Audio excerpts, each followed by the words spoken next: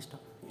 आज हम लोग जो है एल्कीन का जो हम लोग पिछले लेक्चर में पढ़े थे उसका विचरण कैसे बनाते हैं उसको और उसके भौतिक गुण पढ़े थे। आज हम लोग पढ़ेंगे उसमें एल्कीन का रासायनिक गुण।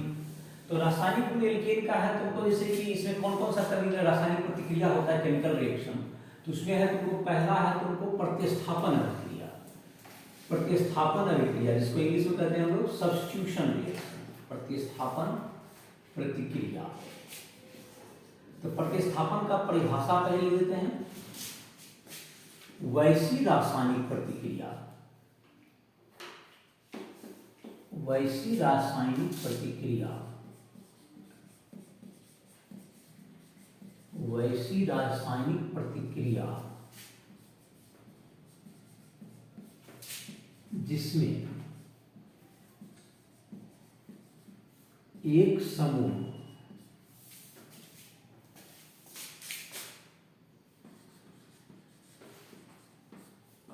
या परमाणु दूसरे समूह या परमाणु के द्वारा, दूसरे समूह या परमाणु के द्वारा प्रतिस्थापित कर दिया जाता है, के द्वारा प्रतिस्थापित मतलब हटा दिया जाता है, प्रतिस्थापित का मतलब हटा दिया जाता है, प्रतिस्थापित कर उसका जगह लेगा, प्रत्यास्थ कर उसका स्थान ग्रहण कर लेता है, उसका स्थान ग्रहण कर लेता है,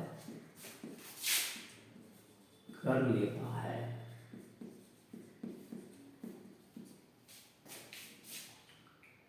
प्रतिस्थापन प्रतिक्रिया कहलाती है, प्रतिस्थापन प्रतिक्रिया कहलाती है, प्रतिस्थापन प्रतिक्रिया कहलाती है।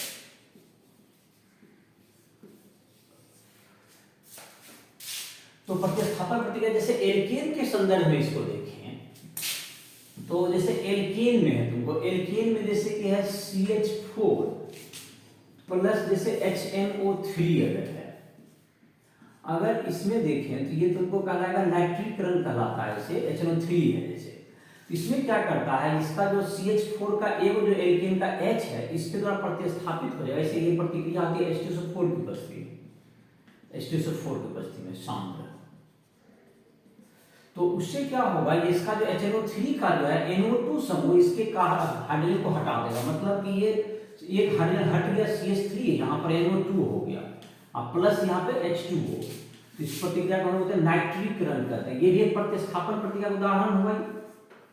प्रतिस्थापन प्रतिक्रिया का उदाहरण होगा कि इसमें क्या हो गया नाइट्रीकरण में कि एक हाइड्रोजन परमाणु को NO2 समूह के द्वारा प्रतिस्थापित कर दिया गया। और दूसरा जैसे हो सकता है, जैसे आप दूसरा एल्केन ले लें, एल्केन का ही हम लोग देखेंगे, जैसे C2H6 है, CH3 और इसमें जैसे H2SO4 से प्रतिक्रिया कराइए, सौम्य H2SO4 से, सौम्य जिसमें अधिक मात्रा में उसको सौम्य रखते हैं, जब ज्यादा पानी मिला हुआ है तो उसको तनु कहते हैं। तो इसमें क्या होगा, इसमें भी H को एक तुमको जो है एक H जो है यहाँ पर CH3 CH2 और इसमें एक H है SO3H प्लस H2O, इसको सल्फोनीकरण कहते हैं, इसको सल्फोनीकरण कहते हैं, सल्फोनेशन। तो ये तुमको ये सब प्रतिक्रिया किसका उदाहरण होगा, ये सब उदाहरण हो गया सल्फोनीकरण, इसका प्रतिस्थापन का। इसमें H को तुमको यहाँ पर एल्कीन के H को क्या कर दिया, एक तुमको दो, एक बार NO2 के द्वारा एक बार SO3H के द्वारा प्रतिस्थापित कर दिया गया। तो ये उदाहरण हो गया। और हम लोग इसका एक उदाहरण जो पढ़ेंगे, इसका डिटेल में उसका मैकेनिज्म सहित पढ़ेंगे, इसको हम लोग हैलोजनीकरण कहेंगे। तो उसका अलग से इसी टॉपिक के अंतर्गत है हैलोजनीकरण, हैलोजनीकरण, हैलोजिनेशन। जब एल्केन का हाइड्रोजन परमाणु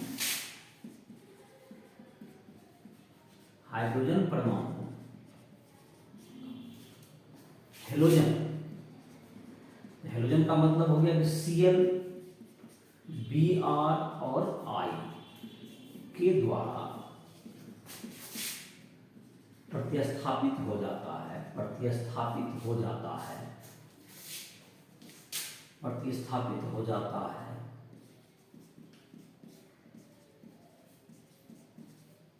तो यह प्रतिक्रिया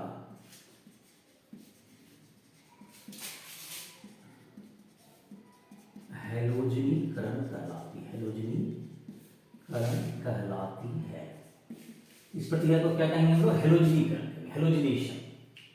जैसे कि हैलोजिनेशन का क्या हो जाएगा तुमको, अब जैसे CH4 प्लस क्या हो जाएगा तुमको, अगर इसको हैलोजनीकरण में जैसे कि देखें, हैलोजन में जैसे कि तुमको CH4 प्लस Cl2 कर दो, अगर CH4 प्लस Cl2, इसमें क्या होगा, इसमें एक हाइड्रोजन जो तुमको सूर्य प्रकाश की उपस्थिति होता है, सनलाइट में, सूर्य प्रकाश में एक हाइड्रोजन को क्लोरीन के द्वारा प्रतिस्थापित कर दिया जाएगा। कहते हैं एक हाइड्रोजन को क्लोरीन के द्वारा CH3 Cl प्लस HCl हो जाएगा, एक हाइड्रोजन के द्वारा इसको प्रतिस्थापित कर दिया गया। ये क्या हो गया? हैलोजनीकरण हो गया, दैट इज क्लोरीनीकरण भी कर सकते हो।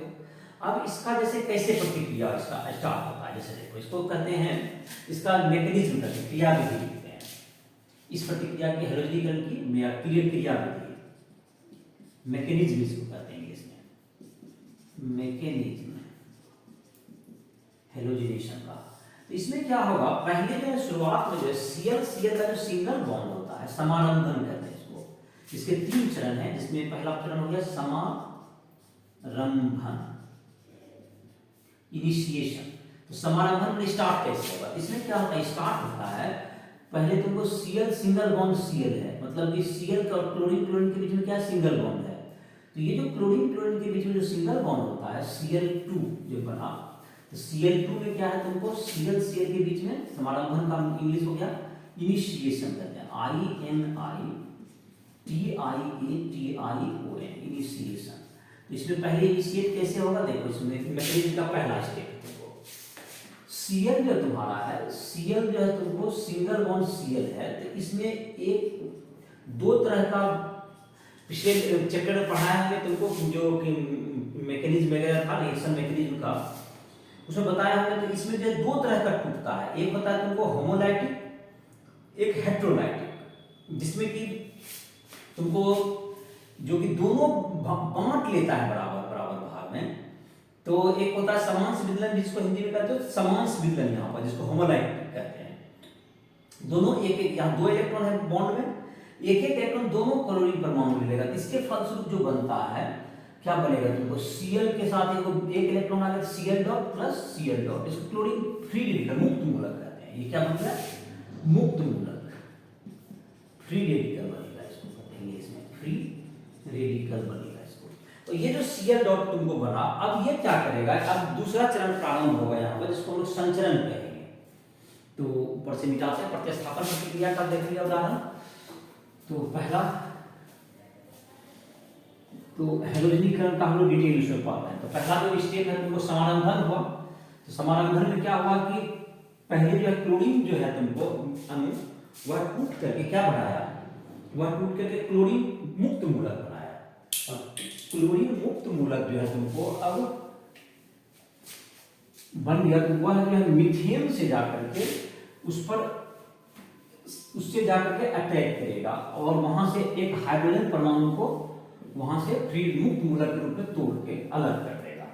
जैसे कि संचरण करके देखते हैं, संचरण जो स्टेप है जो बार बार होता है, समारंभन खाली स्टार्ट करने के लिए होता है, और Cl2 जो टूटता है सूर्य प्रकाश, इसी के लिए होता है। ये जो यहाँ पर लिखे हैं हम लोग सूर्य Cl जो टूटा है, ये किसकी उपस्थिति में टूटेगा, ये सूर्य प्रकाश की उपस्थिति में टूटता है।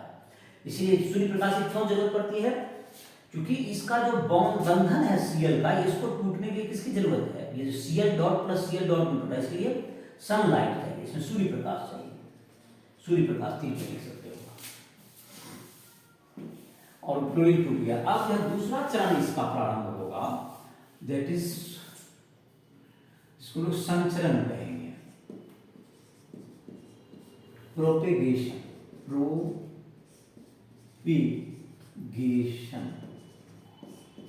प्रोपेगेशन। इसमें क्या होगा,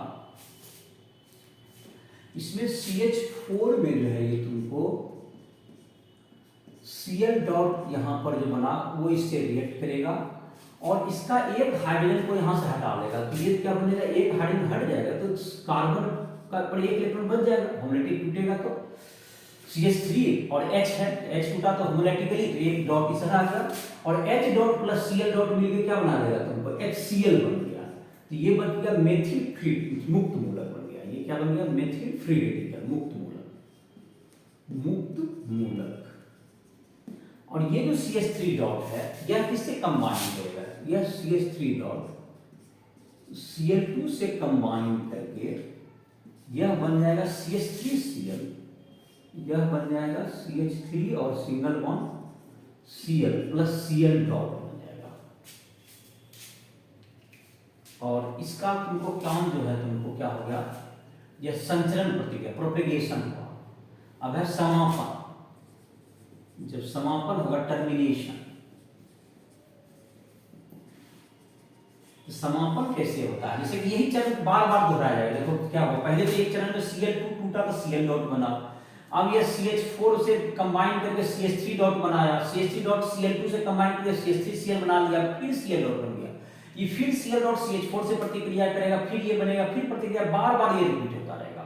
अंत होने में क्या हो सकता है, अंत होने में जो हो जैसे कि CH3 डॉट और एक CH3 डॉट और मिल करके क्या कर देगा इसको, ये तुमको दोनों कार्बन जुट जाएगा एक बॉन्ड से, CH3 सिंगल बॉन्ड CH3 ऐसा बन सकता है। दूसरा संभावना होता है एक CH3 डॉट और एक Cl डॉट जो बनता है, ये दोनों कंबाइन करके CH3Cl बन सकता है।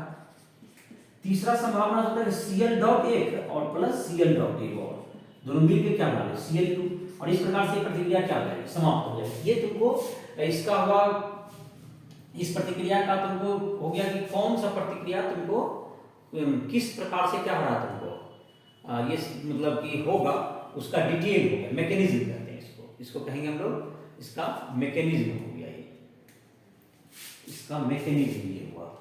तो अब है तुमको अगला, तुमको जो प्रतिक्रिया का पार्ट है, अगला भाग हो गया तुमको दैट इज इसमें कि इसकी प्रतिक्रिया कितना तेज होगी।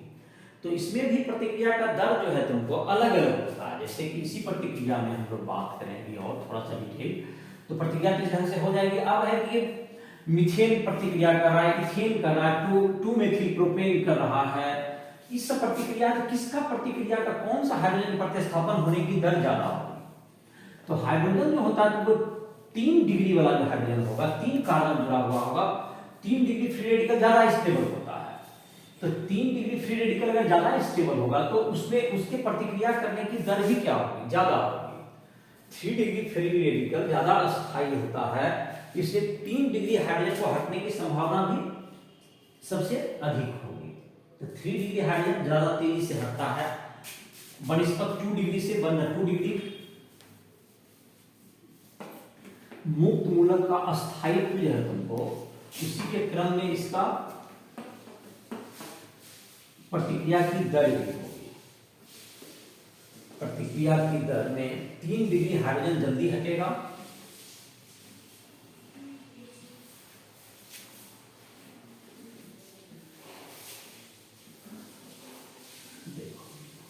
इसमें लिखते हैं प्रतिक्रिया की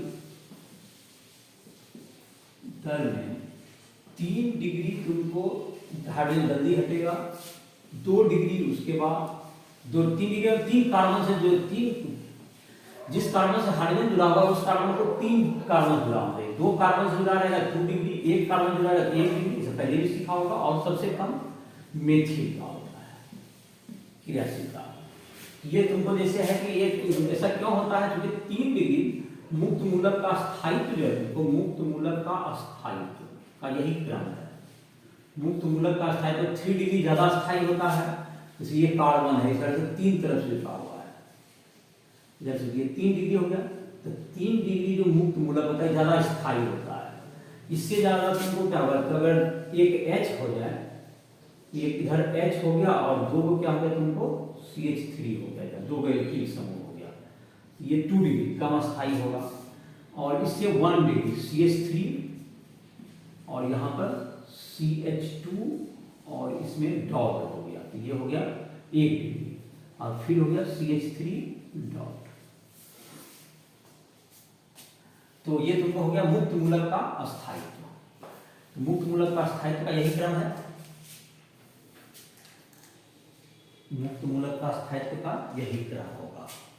चलो अब है तुमको प्रतिक्रिया का दर है तुमको हेलोजन में तुमको क्या होता है, अगर ये तो मतलब ये हो गया इसका 1 डिग्री 2 डिग्री, तो प्रतिक्रिया की दर इस रेट में होती है। और हेलोजन में हेलोजन की क्रियाशीलता इस प्रतिक्रिया में, इसमें फ्लोरीन तुमको सबसे तेजी से करता है, फ्लोरीन सबसे ज्यादा, फिर क्लोरीन, फिर ब्रोमीन, और सबसे कम इसका प्रतिक्रिया का दर होता है आयोडीन का, ये सबसे कम तेजी से प्रतिक्रिया करेगा। इनफैक्ट फ्लोरीन जो होता है CH4 प्लस F2 अगर दे दीजिएगा तो इस चारों हाइड्रोजन हटा देता है। ये सनलाइट में दे दोगे तो ये तुमको कार्बन सभ्य हटा देगा हाइड्रोजन को और HF बन जाता है। ये तुमको विस्फोट, एक्सप्लोड कर दे, विस्फोट हो जाता है। ये क्या कर जाएगा, इसको कहते हैं विस्फोट हो गया, तेजी से प्रतिक्रिया करके विस्फोट कर देगा, ये तुमको एक्सप्लोड कर देता है। इस तरह का प्रतिक्रिया ये देता भी नहीं है, फ्लोरीन इतना ज्यादा क्रियाशील होता है। क्लोरीन, ब्रोमीन, आयोडीन ये सब इस तरह का प्रतिक्रिया जो प्रतिस्थापन प्रतिक्रिया देगा। तो ये तुमको जब फ्लोरीनेशन करने के लिए हमको क्या करना पड़ता है, तो जैसे क्लास 12 में भी बताया जाएगा, ये सब फ्लोरीन बनाने की विधि में भी ये सब आएगा। ये सब क्लास 12 में भी सारे रिएक्शंस फिर से आएंगे। इस क्लास 12 में मतलब डिटेल नहीं बताया जाएगा, इसके परीक्षा में भी, क्लास 12 के एग्जाम में भी ये सब मैकेनिज्म से जुड़े हुए प्रश्न पूछे जाएंगे।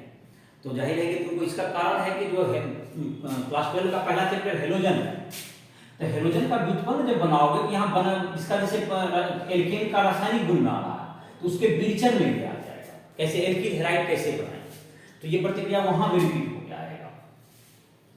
और तो इसमें जो है तुमको प्रतिक्रिया का दर है, तो फिर उसमें भी फिर से पढ़ाई होगी। और जाहिर है कि उसका जहां तक है डिटेल ऐसे तो एनसीईआरटी बुक में तुमको यहीं पे 11 में दिया हुआ है, तो 12 में नहीं दिया हुआ है। तो 12 में मतलब इसका डिटेल्स नहीं दिया हुआ है, लेकिन सारे प्रश्न इससे पूछे जाएंगे। तो किसकी प्रतिक्रिया की दर क्या होती है, ज्यादा होती है, तो फ्लोरीन तेजी से प्रतिक्रिया करता है तो वो अलग तरह का प्रतिक्रिया कर लेगा, फिर क्लोरीन का आता है, फिर ब्रोमीन, तब आयोडीन। ये हुआ तुमको प्रतिस्थापन प्रतिक्रिया के बारे में। प्रतिस्थापन प्रतिक्रिया में क्या हुआ, एक मतलब जैसे हेलोजनीकरण में हाइड्रोजन को, एल्केन के हाइड्रोजन को प्रतिस्थापित कर देता है, किसके द्वारा प्रतिस्थापित हो जाता है, वो प्रतिस्थापित हाइड्रोजन के द्वारा हो जाता है। तो यह प्रतिक्रिया हेलोजनीकरण कहलाती है। ये तुम्हें अब यह दूसरा प्रतिक्रिया तुमको दूसरा नंबर दहन है इसका जो है डिटेल में ध्यान से पढ़ोगे इसको, जो प्रतिक्रिया बताया प्रतिस्थापन काफी इंपॉर्टेंट प्रतिक्रिया थी, उसका क्रियाविधि भी मैकेनिज्म भी देखोगे। अगर किसी से कोई दिक्कत होगा तो राइसोल ऐप के माध्यम से हमसे कभी भी संपर्क करके अपना टाइम ले सकता है। तो अब है तुमको दहन, दूसरा नंबर है तुमको, दूसरा नंबर, एक नंबर था वो 2 नंबर, दहन हो गया। दहन का इंग्लिश होता है कंबशन। किसी चीज को जलाने की किसकी जरूरत पड़ती है, ऑक्सीजन की। तो एल्कीन ऑक्सीजन की उपस्थिति में, एल्कीन ऑक्सीजन की उपस्थिति, कोई भी ऐसे हाइड्रोकार्बन ऑक्सीजन की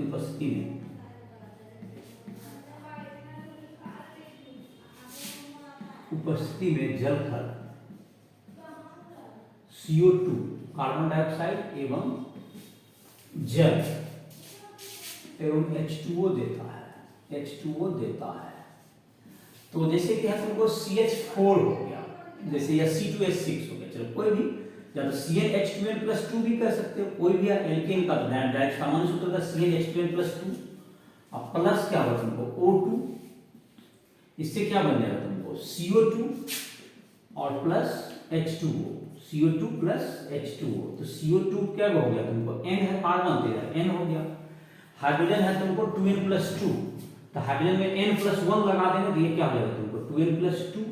तो ऑक्सीजन कितना हो गया यहाँ पर, देखो यहाँ पर हो गया तुमको n गुना 2, 2n हो गया, और यहाँ पर हो गया H2O का n+3n+1, तो 3n+1, और यहाँ पे O2 है तो 3n+1/2 कर दो इसको, तो बैलेंस हो जाएगा ये 3n+1/2। तो ये तुमको संतुलित हो गया।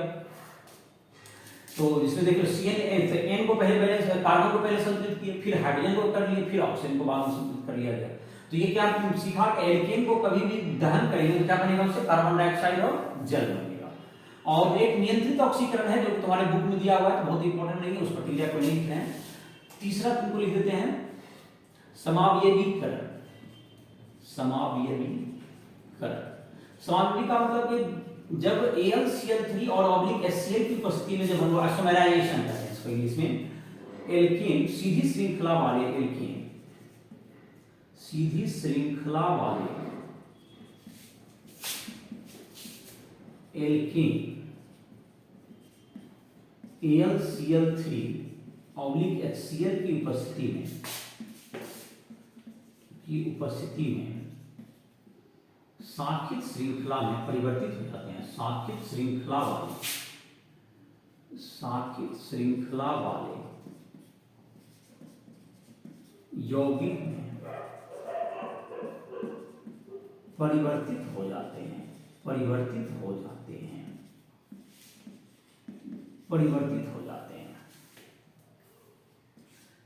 ब्यूटेन है CH3 CH2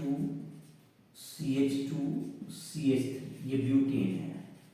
ब्यूटेन में अगर AlCl3 ऑब्लिक क्या डाल देते हैं HCl, तो ये बन जाएगा तुमको, ये ब्यूटेन है, तुमको BUTA ब्यूटेन है, ये आइसोब्यूटेन बन जाएगा। मतलब कि हो गया CH3, यहाँ पर CH, फिर CH3 और ये CH3, ये क्या बन गया? आइसोब्यूटेन बन गया, आइसोडेस ब्यूटेन बन गया, या 2 मेथिल। ये स्टेट चेन से क्या होगा? ब्राउन चेन होगा। किसकी सब उपस्थिति में होती है याद रखना है? AlCl3 ऑब्लिक HCl की उपस्थिति में होगा। तीसरा प्रतिक्रिया हो गया। तो चौथा है तुमको एरोमेटिक यौगिक बनना, एरोमेटिकरण। तो एरोमेटिकरण का मतलब हो गया कि तुमको जब बेंजीन में कैसे बना, बेंजीन में तो कितना कार्बन होता है? 6 कार्बन होता है।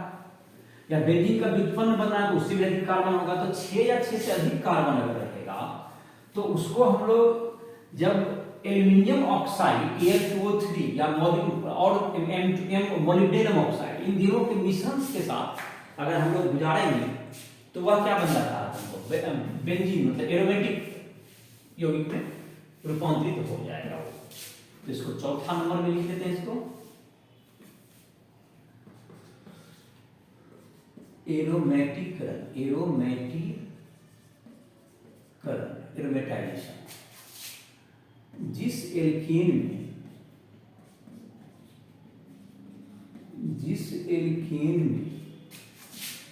6 या अधिक कार्बन परमाणु हो, 6 या अधिक कार्बन परमाणु हो उसे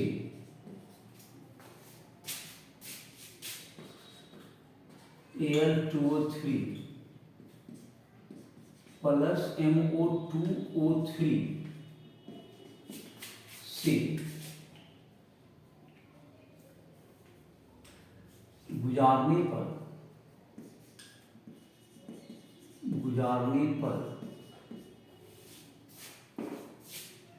बेंजीन या उसके व्युत्पन्न प्राप्त होते हैं। बेंजीन या उसके व्युत्पन्न प्राप्त होते हैं। जैसे कि तुमको अगर N हेक्सेन है, दैट इज C6H14, ये तुमको स्ट्रेट चेन में रहेगा तो N हेक्सेन कह सकते हैं इसको, नॉर्मल हेक्सेन। और इसमें डाल देते हैं Al2O3 plus MO2O3 molybdenum oxide.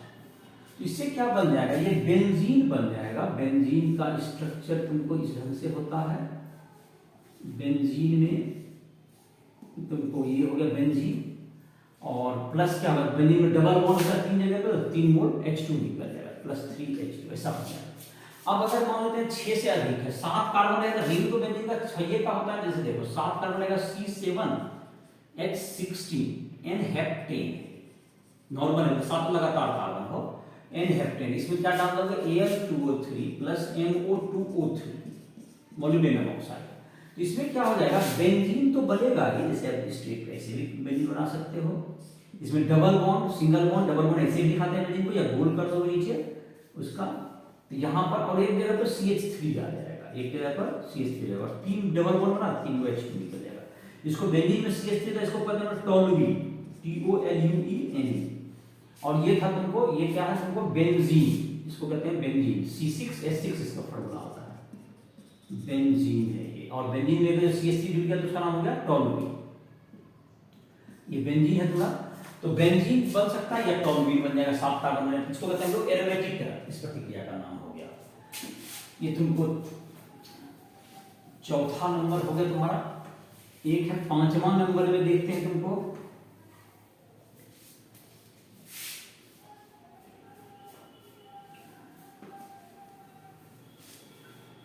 एक है तुमको दिया हुआ समाविलीकरण है, चौथा नंबर में था, तीसरा हुआ, चौथा, ये चौथा हो गया ना, अब 5वां होगा। 5वां में क्या है काम है,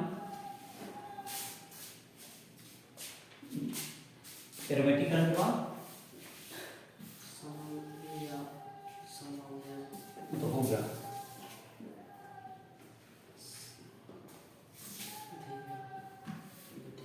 भाप के साथ प्रतिक्रिया, भाप के साथ प्रतिक्रिया, भाप के साथ प्रतिक्रिया। भाप मतलब है कि पानी रहेगा, स्टीम, तो ये तुमको एल्केन भाप के साथ प्रतिक्रिया कर syngas, SYN, syngas कहते हैं, सिंथेसिस गैस, सीन गैस, ये होता है तुमको CO प्लस H2 का मिश्रण, सीन गैस उत्पन्न करता है, उत्पन्न करता है। जैसे कि CH4 है प्लस H2O, H2O मतलब ये स्टीम है, मतलब भाप है, इससे क्या बन जाएगा, CO प्लस 3H2, ये तुमको सीन गैस कहलाता है, ये सीन गैस, ये सीन गैस कहलाएगा, जिसको सिंथेसिस गैस या सीन गैस कहेंगे। चलो ये हो गया तुम्हारा। अगला है तुमको, अगला है तुमको जाकर के ताप अपघटन, 6ठा नंबर होगा हम लोग का, ताप अपघटन, पायरोलिसिस, ताप अपघटन, पायरोलिसिस। अधिक अनुभार वाले एल्केन, अधिक अनुभार वाले एल्केन, अनुभार वाले एल्केन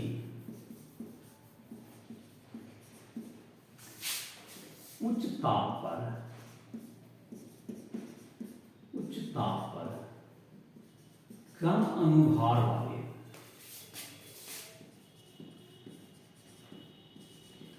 वाले एल्केन में टूट जाता है, टूट जाता है, इसे ताप अपघटन करते हैं, इसे ताप अपघटन करते हैं। जो कच्चा पेट्रोलियम जो हम लाते हैं, जो कि पृथ्वी के अंदर से निकाल करके क्रूड पेट्रोलियम, उसको तुमको ताप अपघटन करके ही जैसे उससे अलग अलग अवयव प्राप्त होते हैं, डीजल, पेट्रोल, किरासन तेल, LPG गैस, सब बनाए जाते हैं। इसके लिए क्या करता है, पहले ताप अपघटन करते हैं, उसका फ्रैक्शनल डिस्टिलेशन जो आंशिक स्रवण विधि है, उससे उस प्रत्येक अवयव को क्या करते हैं, फिर अलग करते हैं। और इस प्रकार से जो कच्चा पेट्रोलियम जो कि पृथ्वी के अंदर से निकलता है, उसके द्वारा क्या करते हैं लोग, अलग अलग जो कि डीजल, पेट्रोल, किरासन तेल, या तुमको जो भी हमारा जो है LPG गैस, ये सब प्राप्त हम लोग करते हैं पेट्रोलियम के द्वारा। तो जैसे कि तुमको एक उदाहरण के रूप में अगर एक प्रतिक्रिया लिखें, C12H26, इसको अगर हीट कर दें, उष्मा देने को, ये भी ताप गर्म करने को, ये का ये सिंबल होता है, तो इसमें तुमको क्या हो जाएगा, C7H16 प्लस C5H10, ऐसा बन गया तुमको हेप्टेन और पेंटेन। इस ढंग से क्या होगा, दो जो छोटा हाइड्रोकार्बन, ऐसे और भी उदाहरण कर सकते हैं, दिए जा सकते हैं, जिसमें कि तुमको टूट जाएगा। ये तुम्हारा हो गया जो कि रासायनिक प्रतिक्रिया हो गया, तुमको एल्केन का यही है तुमको। अब है तुमको दिया हुआ समरूपण, एक है तुमको समायोजकता का एक प्रकार होता है, जो कि कार्बन कार्बन सिंगल बॉन्ड में इलेक्ट्रॉन हो, जो कार्बन कार्बन का जो सिंगल बॉन्ड होता है, उसको तुमको घुमा सकते हो, एक कार्बन को इससे रखते दूसरा कार्बन तुम क्या कर सकते हैं, घुमा सकते हैं। इसके कारण से अलग अलग अलग अलग समावेगी प्राप्त होते हैं, जिसको हम लोग कहते हैं संरूपण। तो उसका तुमको दिया हुआ है बुक में, उसको भी तुमको देख लेते हैं इसी लेक्चर में। संरूपण तो कन्फर्मेशन इसको इंग्लिश में कहते हैं।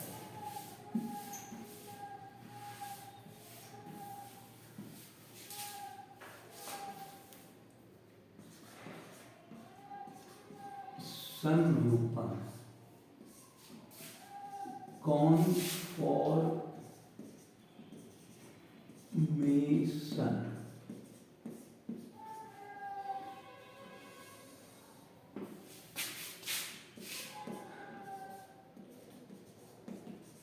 एल्कीन के carbon C single bond C के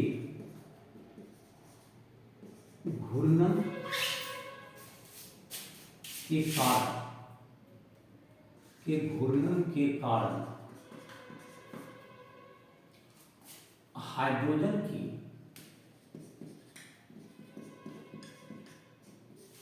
अपेक्षित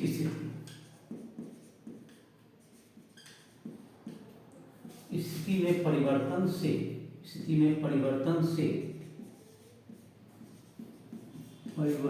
से अलग अलग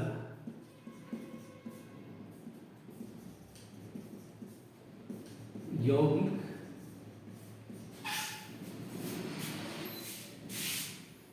प्राप्त होते हैं, जिनके गुणों में कुछ भिन्नता होती है,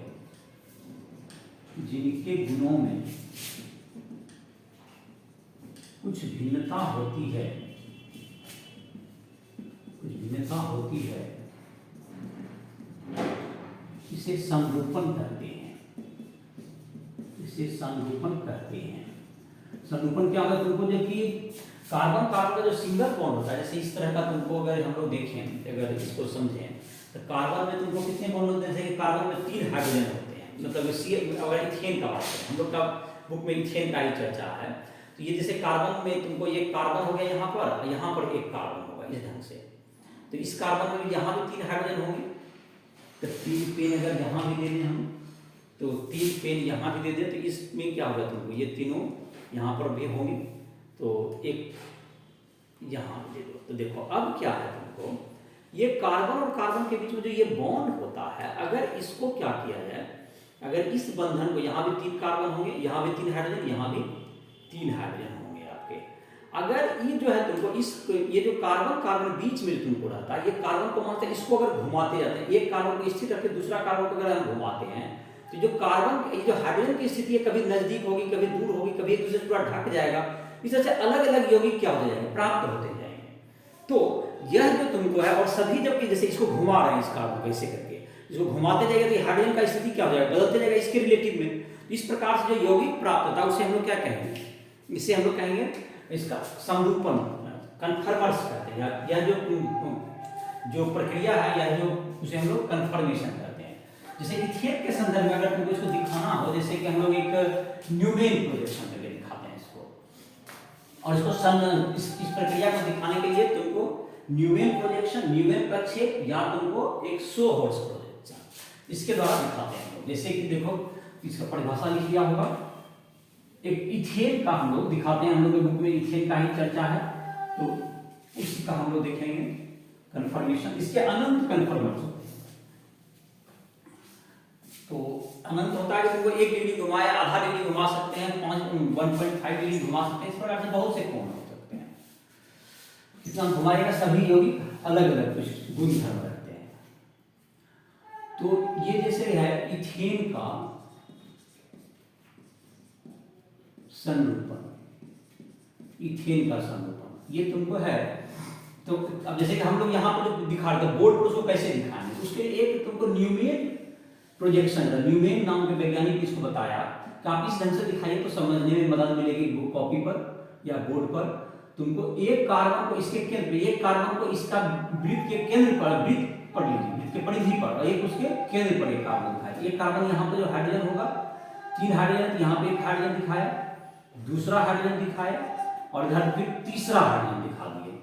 और इस प्रकार से दूसरा जो कार्बन होगा उसका जो हाइड्रोजन है जितना डिग्री कोण पर रहेगा तो इसके आधार पर क्या कर सकते हैं आप यहाँ पर दिखा सकते हैं इसको।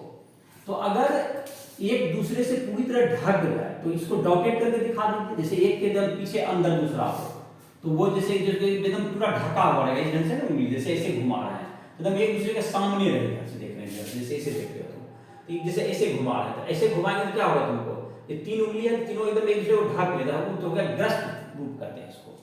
ये क्या होगा तुमको डॉटेड करके दिखाया, जैसे यहाँ भी डॉट कर दीजिए, हाइड्रोजन एक दूसरे के क्या डॉटेड का मतलब एक दूसरे को ढक लिया है, ये कहलाता है ग्रस्त रूप। ग्रस्त रूप इक्लिप्स, ECLIPS, जैसे ग्रहण होता है इक्लिप्स फॉर्म। और दूसरा इसको जब घुमाएंगे, इसको जैसे 60 डिग्री से अगर घुमाते हैं इसको जैसे 60 डिग्री में घूमना करते हैं, हर एक डिग्री घुमाने हर एक डिग्री कभी भी घुमाते जाएंगे अलग अलग रूप प्राप्त हो जाएगा। इसकी दो प्रमुख हैं, जैसे एक ग्रस्त फॉर्म हुआ जब एक दूसरे को ढक लेता है बिल्कुल, दूसरा होगा जब एक दूसरे से बड़ा एकदम बिल्कुल अलग अलग दूरी पर हो जाए, जैसे कि यहाँ पर एक हाइड्रोजन हो गया एक, मतलब ये तुमको तो हो गया जो केंद्र वाला कार्बन का एक दिखा दिए, जो केंद्र पर दिखा एक एकदम बीचों बीच दिखा दिया 60 डिग्री दिखा दिए, एक इधर हो गया और एक यहाँ पर हो गया, इसको कहते हैं सांतरिक रूप कहते हैं, इसको कहेंगे सांतरिक रूप स्टेगर्ड फॉर्म, इसको कहेंगे लोग STAGGERED स्टेगर्ड फॉर्म। ये तुमको 60 डिग्री घुमाने पर ये स्टेगर्ड फॉर्म बनेगा। और अगर तुमको ये इक्लिप्स फॉर्म हो गया ये तुमको, और ये तुमको 60 डिग्री घुमाने पर ये सांतरिक रूप हो गया। तो ये जो इक्लिप्स रूप है ग्रस्त फॉर्म है इसका तुमको इसमें सबसे ज्यादा विकर्षण होता है। ग्रस्त रूप में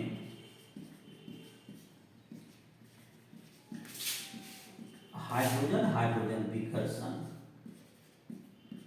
हाइड्रोजन हाइड्रोजन विकर्षण सभी रूपों से, हाइड्रोजन हाइड्रोजन विकर्षण सभी रूपों से अधिक होता है, इसलिए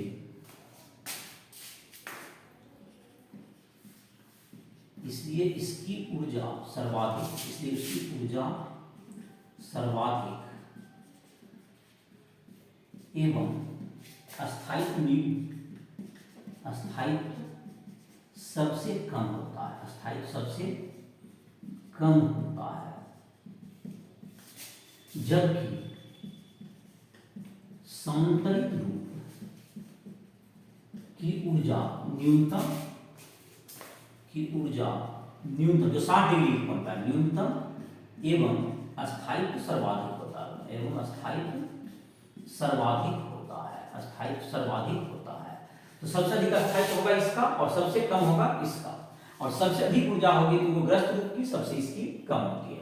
दूसरा इसको दिखाने का है एक रेखा में सोहर्स रूप से दिखा सकते, जैसा किताब में तुमको दिखाया है, इस तरह से एक तो खींच लोगे तुमको एक लाइन में, और तो ये हो गया तुमको इस ढंग से दिखा दो, इसको यहाँ दिखा दो, इसको क्या कहेंगे सोहर्स प्रोजेक्शन, सोहर्स प्रक्षेप, इस रूप में भी दिखा सकते हैं। और ये जो दिखाता है इसको हम क्या कहते हैं न्यूमेन प्रक्षेप है, दिखाने का तरीका जो है तुमको Neumann projection, Neumann Greek scientist का नाम है, न्यूमेन प्रक्षेप के द्वारा इसको दिखाया गया। और ये था सोहर्स प्रक्षेप से भी इसको दिखा सकते हैं इस संरूपण को। तो संरूपण की संख्या कितनी होती है, तो इन्फिनिटी होती है, अनंत संरूपण होते हैं, इसमें लिख सकते हो अनंत संरूपण की संख्या, अनंत संरूपण की संख्या बराबर अनंत, ऐसा लिखते हैं शॉर्टकट में, संरूपण की संख्या, क्योंकि 1 डिग्री घुमाएंगे चाहे 2 डिग्री घुमाएंगे इसकी संख्या अनंत होगी, ऑब्जेक्टिव पूछा तो इसको अनंत लिखेंगे। और जैसे दो उसमें हो गया जब 60 डिग्री जब आएगा चाहे एक दूसरे को ढक लिया, इन दोनों जब ढक लेगा तो उसकी ऊर्जा सर्वाधिक, स्थायित्व सबसे कम, और जब सबसे अधिक दूरी हो जाए 60 डिग्री पर उसका, तो अब बाकी जो फॉर्म हो गया वो तुमको वो सभी फॉर्म हो गए जो कि 1 डिग्री आधा डिग्री सब पर रहेगा, तो वो सभी फॉर्म होते हैं। तो इस प्रकार से दो मुख्य फॉर्म हो गए जो कि जिसकी ऊर्जा सबसे कम और सबसे अधिक होती है, स्थायित्व इक्लिप्स का सबसे कम ऊर्जा सबसे अधिक, और सांतरिक फॉर्म का सबसे अधिक स्थायित्व ऊर्जा सबसे कम। तो ये हो गया तुम्हारा कन्फर्मेशन। तो एल्केन इसी के साथ समाप्त हो गया तुम्हारा। और जो कि इसके अगले लेक्चर में हम लोग जो है पढ़ेंगे एल्कीन के बाद का प्रारंभ करेंगे। और जिस भी स्टूडेंट को जो भी कोई दिक्कत हो तो राजस्थान स्टूडेंट ऐप के माध्यम से हमसे संपर्क कर सकता है, उसको प्ले स्टोर से डाउनलोड कर सकते हो। इस साथ इस लेक्चर को समाप्त करते हैं।